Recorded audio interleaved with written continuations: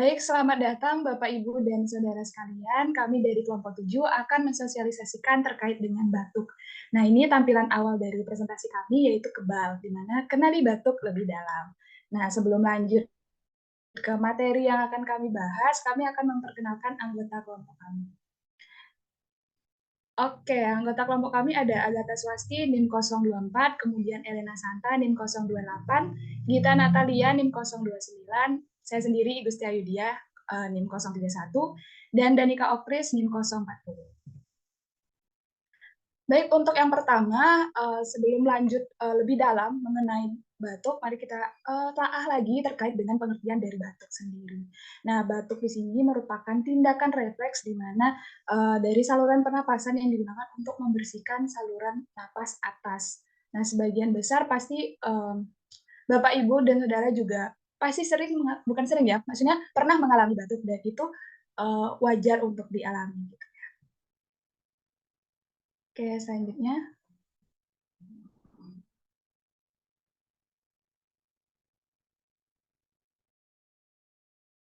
Baik, selanjutnya adalah jenis batuk. Mungkin Bapak Ibu kenal ada batuk berdahak sama batuk kering. Nah, di sini jenis batuk ada dua. Yang pertama dibagi berdasarkan durasi, di mana ada tiga, yaitu batuk akut, subakut, dan kronis. Batuk akut sendiri berlangsung selama kurang dari 3 minggu. Penyebabnya adalah infeksi saluran pernafasan atas, virus akut, bronkitis akut, rhinositis akut, dan lain-lain. Untuk batuk subakut, itu berlangsung 3 sampai 8 minggu, terjadi setelah infeksi sekunder akibat iritasi lanjutan pada reseptor batuk. Lalu yang terakhir ada batuk kronis, berlangsung lebih dari 8 minggu, kemungkinan penyebab termasuk sindrom batuk saluran napas atas, dan lain-lain. Next.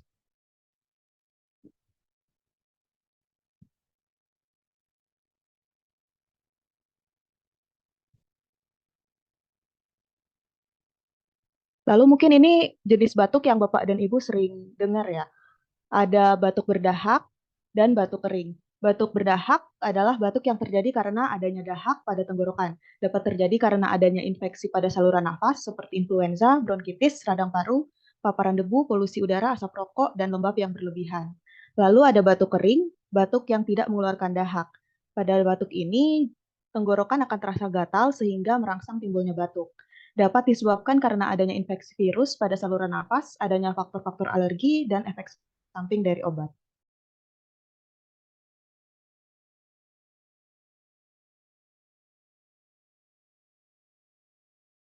Kemudian selanjutnya mungkin kita masih agak asing dengan mekanisme batuk seperti apa, di mana batuk yang normal itu dapat terjadi dengan sengaja atau tidak sengaja. Di mana mekanismenya itu ya adanya rangsangan pada reseptor batuk akan diteruskan oleh saraf eferen ke pusat batuk medula.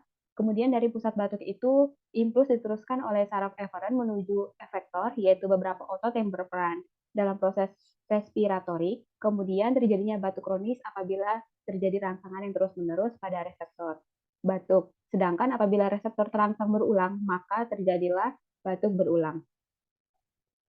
Next.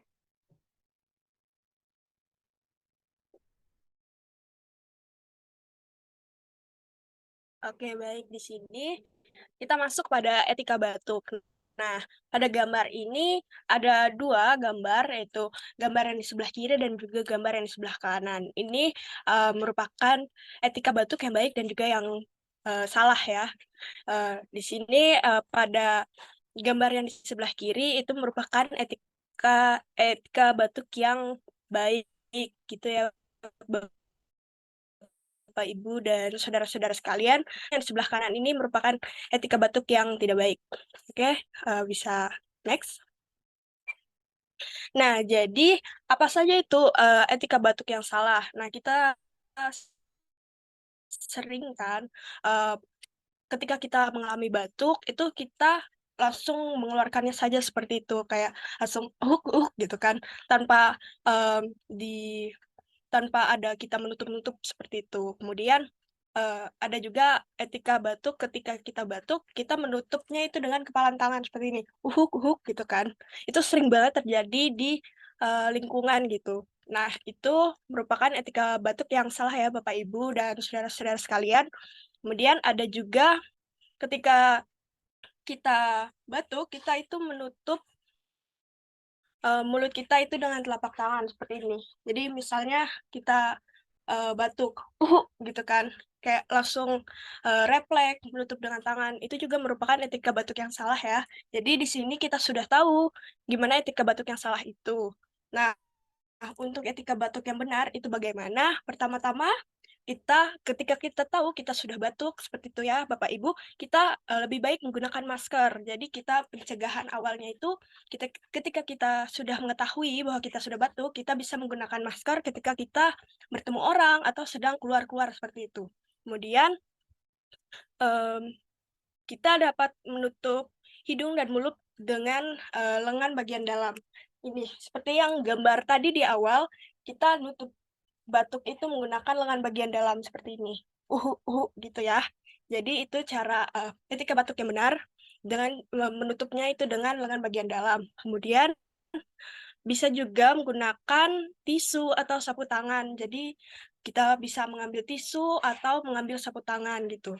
Setelah itu tisu sapu tangannya bisa untuk tisu sendiri bisa langsung dibuang, untuk sapu tangan jangan lupa untuk dicuci setelah digunakan gitu ya.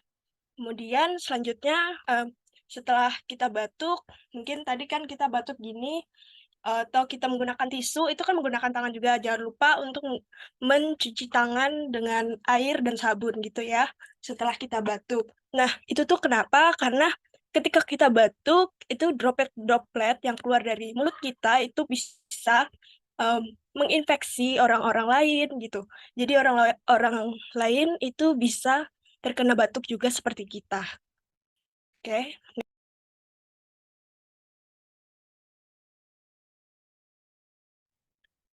Selanjutnya di sini ada cara mengatasi batuk. Nah, jadi mungkin Bapak Ibu untuk mengatasi batuk biasanya sering mengkonsumsi obat-obatan untuk mengurangi batuk yang diderita ya. Jadi untuk obat-obatan yang digunakan itu banyak jenisnya. Jadi itu tergantung dari tipe batuk dan penyebabnya.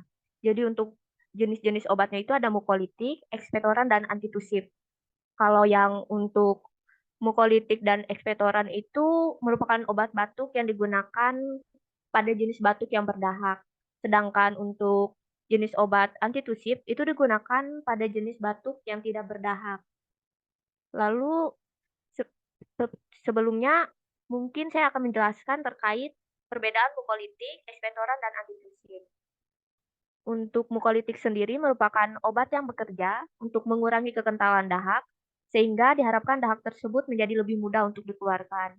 Sedangkan ekspektoran itu bekerja dengan meningkatkan sekresi bronkial agar kondisi di tenggorokan lebih lembab dan mengencerkan dahak sehingga aliran lendir di tenggorokan dapat berjalan normal dan mudah untuk dikeluarkan. Sedangkan untuk antitusif itu merupakan dapat digunakan untuk batuk yang kering. Jadi obat ini bertujuan untuk mengurangi refleks batuk dengan cara menekan sinyal batuk dari otak. Seperti itu. Lalu selain dengan menggunakan obat-obatan, Bapak atau Ibu juga bisa mengurangi batuk itu dengan minum banyak cairan seperti air atau sari buah, lalu menghindari minum soda atau juga kopi. Kalau Bapak atau Ibu merokok juga mungkin merokoknya dapat dihindari juga atau dikurangi biar batuknya berkurang. Juga menghindari makanan yang merangsang tenggorokan. Itu makanannya bisa makanan dingin atau yang berminyak. Dan juga menghindari dinginnya udara malam. Next.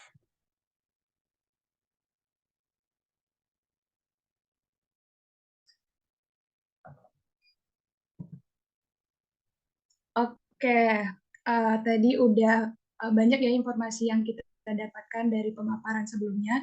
Nah, berikut ini merupakan sumber dari materi-materi yang kami sampaikan tadi. Mungkin sekian yang dapat kami sampaikan. Terima kasih atas perhatiannya sudah mengikuti pemaparan kami dari awal hingga akhir.